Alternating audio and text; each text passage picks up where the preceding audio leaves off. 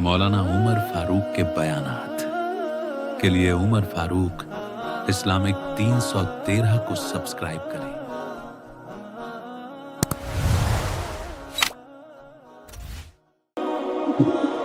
अस्सलामु अलैकुम वरहमतुल्लाहि वबरकातुह। अल्हम्दुलिल्लाहि वकफा वसलामुन अला इबादिहि अल्लज़ीना इस्तफ़ा। अम्मा बाद, फ़अऊज़ु बिल्लाहि मिनश शैतानिर रजीम। बिस्मिल्लाहिर रहमानिर रहीम। या अय्युहल्लज़ीना आमनु इत्तक़ुल्लाहा वकूनू मअस सादिक़ीन। वक़ाल रसूलुल्लाहि सल्लल्लाहु अलैहि वसल्लम अस्सिद्क़ु युंजी वल किज़्बु युहलिक। वक़ाल रसूलुल्लाहि सल्लल्लाहु अलैहि वसल्लम आयतुल मुनाफ़िक़ि सलासुन इज़ा हद्दस कज़ब व इज़ा वअद अख़लफ़ व इज़ा तुमिन ख़ान। औ कमा क़ाल सल्लल्लाहु अलैहि वसल्लम। तेरी अज़मतों से हूँ बेखबर, ये मेरी नज़र का कसूर है। तेरी रह गुज़र में कदम कदम कहीं अर्श है कहीं तूर है। ये बजा है मालिक बंदगी, मेरी बंदगी में कसूर है। ये ख़ता है मेरी ख़ता, मगर तेरा नाम भी तो गफूर है। ये बता कि तुझसे मिलूं कहाँ, मुझे तुझसे मिलना ज़रूर है। कहीं दिल की शर्त न डालना, अभी दिल निगाहों से दूर है। मेरे मुहतरम अजीज़ों भाइयों, मैंने आप हजरात के सामने कुरान करीम की एक आयत और हम सब के आका जनाब रसूलुल्लाह सल्लल्लाहु अलैहि वसल्लम की मुबारक हदीस पढ़ी। दुआ फरमाएं कि अल्लाह पाक मुझे इन दोनों की रोशनी में सही और सच्ची बात कहने और हम सबको इस पर अमल करने की तौफीक अता फरमाए। मैंने कुरान करीम की जो आयत आपके सामने तिलावत की, उसमें अल्लाह रब्बुल इज़्ज़ति वल जलाल ने अपने बंदों को सच बात की ताकीद फरमाई कि अपनी जिंदगी में सच्चाई को लाजिम पकड़ लो, सच्चाई के साथ जिंदगी गुजारो। बोलो तो सच बोलो, बोलो तो सच बोलो, झूठ ना बोलो। या अय्युहल्लज़ीना आमनु इत्तक़ुल्लाह, ऐ ईमान वालो अल्लाह से डरो, तक़वा भरी जिंदगी गुजारो और सच बोलो। सच बोलना ये तक़वा की अलामत है। सच बोलकर सच्चों के साथ हो जाओ। सच बोलने वाले से अल्लाह खुश होते हैं, झूठ बोलने वाले से अल्लाह नाराज होते हैं। सच बोलने वाला इंसानों का भी महबूब है और खालिक का भी महबूब है और अपने नबी का भी महबूब है। इसलिए मेरे नबी ने फरमाया अस्सिद्क़ु युंजी वल किज़्बु युहलिक। सच में नजात है और झूठ में हलाकत है, बर्बादी है। आप एक दफा झूठ बोले तो उसके लिए सच को साबित करने के लिए न जाने कितना झूठ बोलना पड़ता है, और आप सच बोल दें तो आपको झूठ बोलना ही नहीं पड़ेगा। सच आपको नजात दिलाएगा, सच आपको रुसवाई से बचाएगा, सच आपको बर्बाद होने से बचाएगा।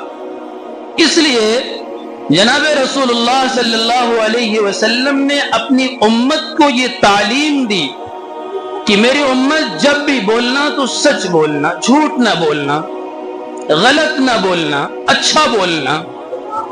अल्लाह के नबी की आप पूरी जिंदगी अगर आप उठा करके देखें, आप अपनों के साथ हैं वो जिंदगी देख लें, आप गैरों के साथ हैं वो भी जिंदगी आप देख लें। आप उनके साथ जब हैं जिन्होंने आपको अज़ियत पहुंचाई, तकलीफ पहुंचाई, मारने के दर पर हुए, आप उनके साथ भी अपने नबी की जिंदगी को देखें कि आपके नबी ने, मेरे नबी ने कैसी जिंदगी गुजारी। अल्लाह के नबी सल्लल्लाहु अलैहि वसल्लम पर जब ये आयत उतरी, वअन्ज़िर आशीरतकल अक़रबीन, ऐ नबी जी अपने करीबी रिश्तेदारों को, करीबी लोगों को डराइए, दीन की बात बताइए, अल्लाह का तारुफ कराइए, ये बताइए कि तुम्हारा खालिक, तुम्हारा मालिक, تمہارا اللہ کون ہے؟ کون ہے جس نے آسمان و زمین کو بنایا؟ اور کون ہے جس نے تمہیں پیدا کیا؟ اور کون ہے جو تمہاری عزتوں کا مالک ہے؟ اور کون ہے جو تمہیں بیماری سے صحت دیتا ہے؟ اور کون ہے جو تمہیں عزت دیتا ہے؟ اس بات کو بتاؤ اپنے قریبی رشتہ دار کو۔ تو اللہ کے نبی صلی اللہ علیہ وسلم قریب کے ایک پہاڑ صفا پہاڑی پر آپ چڑھے، اور اس پہاڑی پر چڑھ کر کے آپ نے کہا یا صباحا، یا اس آواز پر مکہ کے بڑے بڑے سردار جمع ہو گئے، ابو جہل، عتبہ، شیبہ، اور مکہ کے جتنے لوگ تھے، اور جو نہ آ سکے انہوں نے اپنا آدمی بھیجا کہ جاؤ دیکھو کس نے پکارا ہے، کس نے آواز دی ہے۔ تمام کے تمام کفار مکہ جمع ہوئے تو اللہ کے نبی نے ایک سوال پوچھا ان سے، ایک بات ان سے پوچھی، اے مکہ کے لوگوں یہ بتاؤ، میں نے تمہارے درمیان 40 سال زندگی گزاری، 40 سال پہ آپ کو نبوت ملی، تو 40 سال کے پیچھے آپ کی جو زندگی گزارے ہیں ان کے درمیان آپ چل رہے ہیں، اٹھ رہے ہیں، بیٹھ رہے ہیں، کھا رہے ہیں، بات کر رہے ہیں، ان سے لین دین کر رہے ہیں، یہ ساری میرے نبی کی زندگی 40 سال کی ان کے سامنے تھی۔ تو اللہ کے نبی نے ایک سوال کیا، اے مکہ کے لوگوں بتاؤ، میں نے تمہارے درمیان 40 سال زندگی گزاری، تم نے مجھے کیسا پایا؟ صادقاً ام کاذبا، سچا پایا یا جھوٹا؟ تو تمام کے تمام وہ لوگ جو ایمان کے اندر نہیں داخل ہوئے تھے، مسلمان نہیں تھے، لیکن میرے نبی کی امانت داری، سچائی، دیانت داری پر سب نے ایک ہی بات کہی، لا نرا فیک الا صادقا، اے محمد تیری صداقت والی چادر پر کوئی داغ نہیں ہے، تو امین ہے، تو سچا ہے، ہم اپنی امانتیں تیرے پاس رکھتے ہیں، تو کبھی اس میں گڑبڑ نہیں کرتا، ہم نے کبھی کوئی گڑبڑی نہیں پائی، تو امین ہے، تو صادق ہے، تو سچا ہے۔ آپ اپنی زندگی میں سچ کو پکڑ لیں، سچائی کے ساتھ جینا، سچائی پر مر جانا، زندگی گزاروں گا تو سچ کے ساتھ، جھوٹ کبھی نہیں بولوں گا، بولوں گا تو سچ بولوں گا، جھوٹ نہیں بولوں گا۔ اللہ کی قسم سچائی پر اللہ انسانیت کے دلوں میں تمہاری محبوبیت ڈال دیں گے، لوگ تم سے محبت کریں گے، اچھی نظر سے دیکھیں گے، آپ سے بات کریں گے تو ادب کے ساتھ بات کریں گے کہ یہ عبدالسلام بھائی بہت اچھے آدمی ہیں، بہت سچے آدمی ہیں۔ سچائی سے انسان کے اندر خوبصورتی پیدا ہو جاتی ہے، لوگ اس کا ادب و احترام کرنے لگتے ہیں۔ ابو بکر صدیق رضی اللہ تعالی عنہ کو لقب، یہ ٹائٹل کیوں ملا صدیق کا؟ ان کا نام تو ابو بکر تھا، صدیق اکبر کا ٹائٹل کس نے دیا؟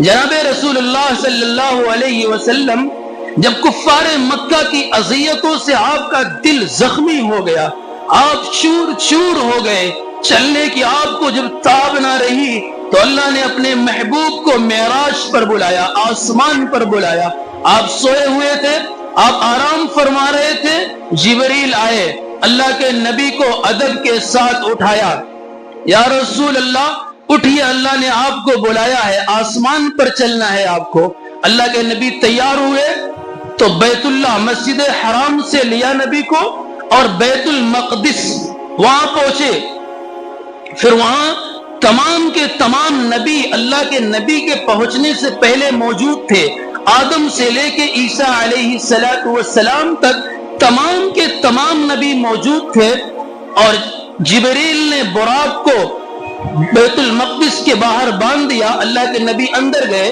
صفیں لگی، انبیاء کی صفیں لگی ہوئی ہیں، امامت کون کرے؟ جبریل نے آپ کا ہاتھ پکڑ کے آگے بڑھایا، یا رسول اللہ آج آپ امامت فرمائیں کہ پتہ چل جائے کہ آپ سید الانبیاء، نبیوں کے آپ سردار ہیں، سب کی نبوت پر آپ کی نبوت چھا گئی، آپ ساری انسانیت اور پورے عالم کے لیے آپ نبی بن کر کے آئے ہیں۔ تو آپ آگے بڑھے، نماز سے آپ فارغ ہوئے، باہر تشریف لائے، جبریل نے براق کو، اس سواری کو کھولا اور آپ کو سوار کیا. یا رسول اللہ یہاں سے اب چلنا ہے آسمان کی طرف. وہ تیز رفتار سواری، بجلی سے بھی زیادہ تیز وہ چلنے والی سواری تھی، جسے اللہ نے اپنے امر سے بنایا اور اپنے محبوب کے لیے بھیجا کہ میرے محبوب کو لے کر آؤ. آپ چلے، پہلے آسمان پر پہنچے، دوسرے آسمان پر پہنچے، تیسرے آسمان پر گئے، چوتھے آسمان پر، پھر پانچویں، پھر چھٹے، پھر ساتویں، پھر سدرۃ المنتہا کو کراس کر کے پھر اللہ سے اتنا قریب ہو گئے. یہ قرآن کہتا ہے ثم دنا فتدلى فكان قاب قوسين او ادنى. قوسین کہتے ہیں جو تیر ہوتی ہے، کمان ہوتی ہے، اس طرح ہوتی ہے. اتنا آپ قریب ہوگا جتنا دو کمان کے درمیان جگہ ہوتی ہے. اللہ اور نبی اتنا قریب ہوئے، پھر اور کتنا قریب ہوئے اللہ بہتر جانتے ہیں.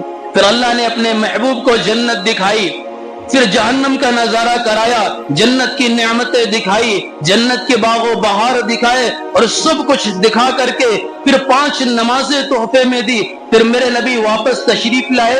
اتنا لمبا سفر، کہتے ہیں بیت اللہ سے بیت المقدس تک پہنچنے میں کئی دن لگ جاتے ہیں، اور اللہ کے نبی رات کے کچھ حصے میں آپ بیت اللہ سے بیت المقدس پہنچ گئے.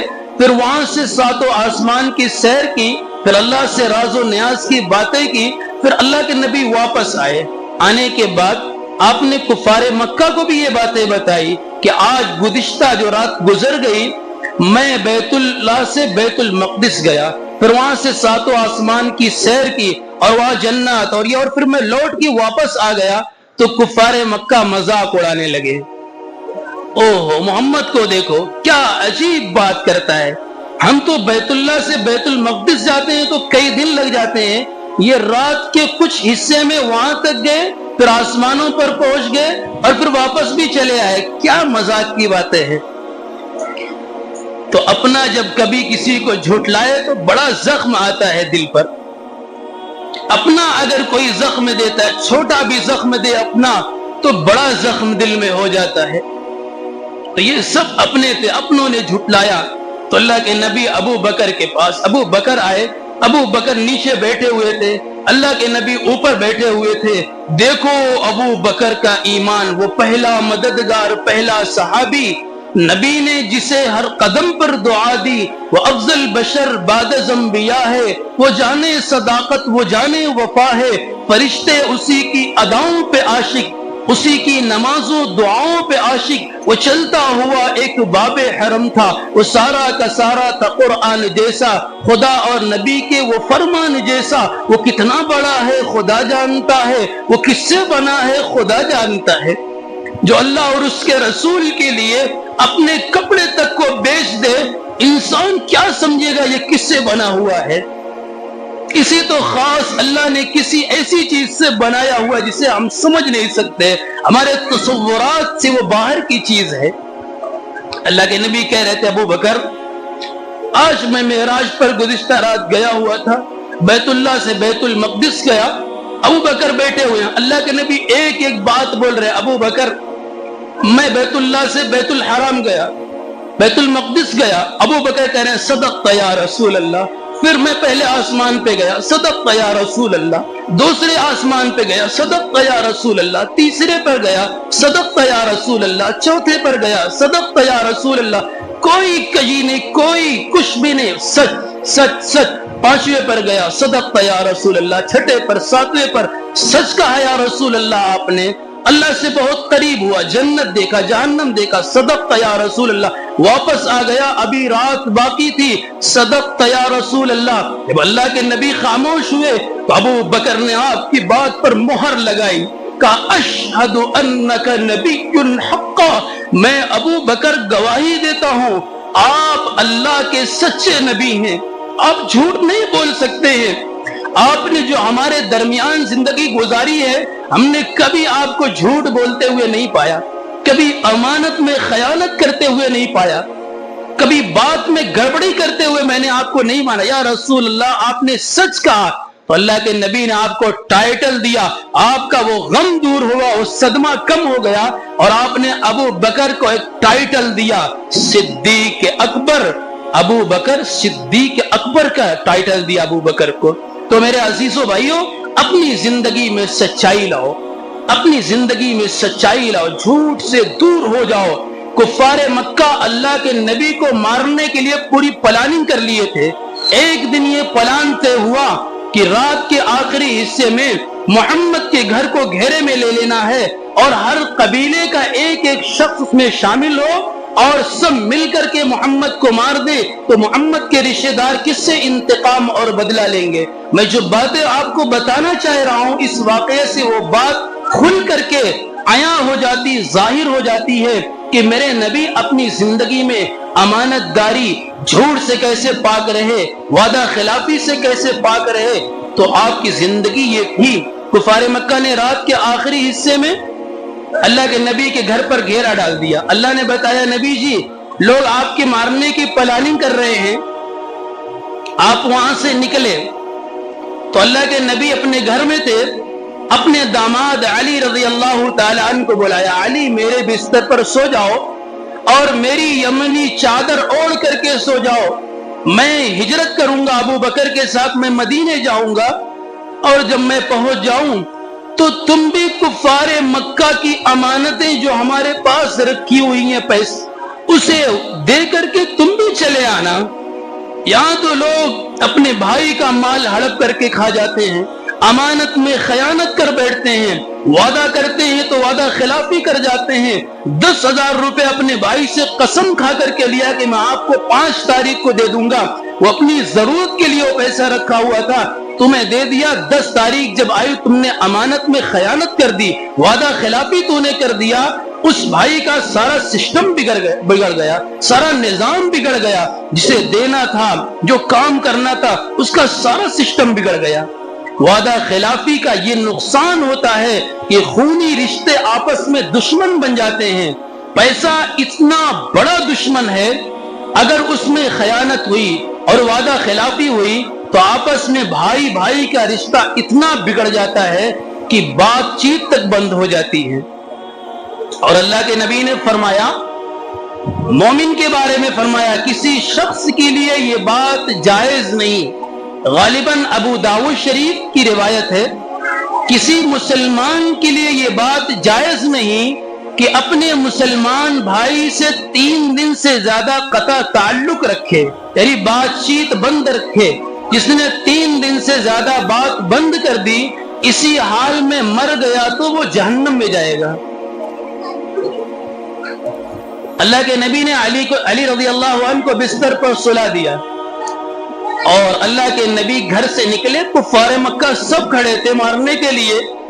اللہ کے نبی نے قرآن کی ایک آیت پڑھی، وَجَعَلْنَا مِن بَيْنِ أَيْدِيهِمْ سَدًّا وَمِن خَلْفِهِمْ سَدًّا فَأَغْشَيْنَاهُمْ فَهُمْ لَا يُبْصِرُونَ، اور ایک مٹھی مٹی اٹھائی آپ نے اور یوں پھینکی، سارے کفار مکہ اندھے ہو گئے، یوں آنکھیں ملتے رہ گئے، اور آپ ان سے یوں ان کے قریب سے راستہ چیرتے ہوئے آپ نکل گئے، وہ اپنی آنکھیں ملتے رہ گئے۔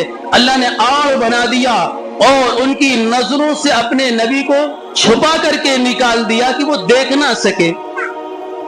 علی میں چلا جاؤں گا، میرے پاس کفار مکہ کی جو مارنے کے لیے آئے ہوئے ہیں، ان کی امانتیں میرے پاس رکھی ہوئی ہیں، جب میں چلا جاؤں تو ان کی امانتیں ان تک پہنچا کر کے تم بھی مدینہ چلے آنا۔ یہ ہے امانت داری۔ اس لیے میرے نبی نے فرمایا، اللہ کے نبی نے فرمایا، میرا امتی، اللہ تو نبی اپنی امت سے اتنا محبت فرماتے تھے، پھر آپ نے اپنی امت کے لیے منافق کا لفظ کیوں لایا؟ حدیث میں نے جو پڑھی اس میں منافق کی 3 نشانی بتائی گئی۔ آیت المنافق 3، اذا حدث کذب واذا وعد اخلف واذا اؤتمن خان۔ منافق کی 3 علامتیں ہیں۔ نمبر 1، جب بات کرے تو جھوٹ بولے۔ نمبر 2، جب وعدہ کرے تو وعدے کو پورا نہ کرے، کل آپ کو انشاءاللہ پیسہ دے دوں گا، کل آپ کو، آج ہم کو دے دیجئے، کل آپ کو ضرور پیسہ دے دوں گا. کل آیا نہیں دے رہے، ارے پیسہ ملا نہیں، کیا کروں؟ جس نے میرے بھائی آپ کو پیسہ دیا تھا ہو سکتا ہے کہ وہ اپنے اہم ضرورت کے لیے رکھا ہو اور وقت پر آپ نے نہیں دیا، اس کا سارا سسٹم بگڑ گیا. سارا سسٹم، وہ دواخانے اپنے بچے کو لے کے جانے والا تھا، آپ نے وعدہ خلافی کر دیا. اور امانت رکھی جائے تو امانت میں خیانت کر جائے. میں نے دیکھا ہے، بہت قریب سے دیکھا ہے، آپس میں دو بھائی ہوتے ہوئے، ایک ماں کی چھاتی سے لگ کے دودھ پینے والے دو بھائی، مال بیچ میں آیا، مہینوں سے بات نہیں چل رہی ہے، بھائی بھائی سے نہیں بات کر رہا ہے، اور یہاں تک دیکھا گیا ہے کہ مار دھاڑ کی نوبت آ گئی ہے پیسوں کی وجہ سے. آپس میں بات چیت نہیں ہو رہی ہے، وہ اس کی برائی کر رہا ہے، وہ اس کی برائی کر رہا ہے، وہ اس کے لیے نفرت کی باتیں کر رہا ہے. اس لیے میرے نبی کی جو باتیں میرے عزیزوں بھائیوں ہیں وہ بہت پوائنٹ کی باتیں ہیں. اس لیے میرے نبی نے فرمایا کہ جس کے اندر یہ تین چیزیں ہیں اس کے اندر منافقت پائی جاتی ہے. منافق بات میں جھوٹ بولتا ہے، امانت میں خیانت کرتا ہے، وعدے کو پورا نہیں کرتا. اگر میرا امتی ہوگا تو وہ تین عمل نہیں کرے گا. وہ بات جب کرے گا تو پکی ٹھکی سچ بات کرے گا. وعدہ کرے گا تو چاہے وہ کٹ جائے وعدے کو پورا کر جائے گا. امانت کوئی اس کے پاس رکھے کہ 5,000 روپے رکھ لیجئے، میں آپ سے لے لوں گا فلاں تاریخ تک، اس میں خیانت نہیں کرے گا، حتیٰ کہ اس نے جو پیسہ جو نوٹ اسے دیا ہوا ہے اس کو بھی نہیں چینج کرے گا وہ بلا اجازت. اتنی امانت داری ہونی چاہیے. اس لیے اللہ کے نبی نے فرمایا الصدق ینجی والکذب یہلک. سچ میں نجات ہے، جھوٹ میں ہلاکت و بربادی ہے.